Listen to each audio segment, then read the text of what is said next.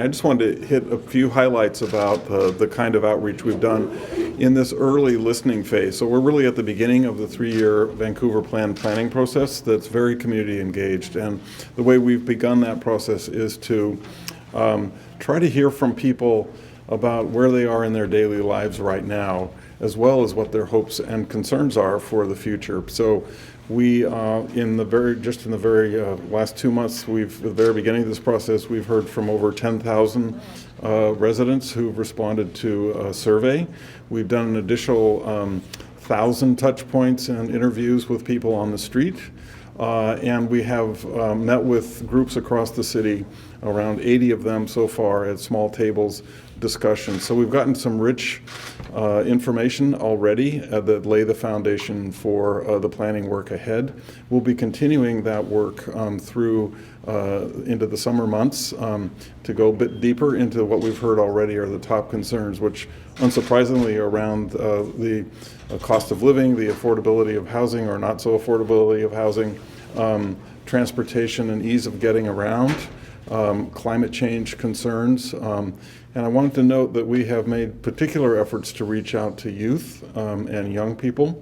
That's a big constituent because in the end, a 30-year plan is really for them, not for us. The initial themes that we're getting back cement what we've been hearing for far too long in Vancouver, however, that our city's housing and homelessness crisis makes it harder and harder for people to feel like they belong in this city. We're already making some big moves here in Vancouver already, like our MERP policy that's building housing permanently set aside for middle-income earners. And we've also recently passed groundbreaking new policies that will see more rental apartment buildings close to parks, schools, and shopping areas that were previously only reserved for very expensive detached homes.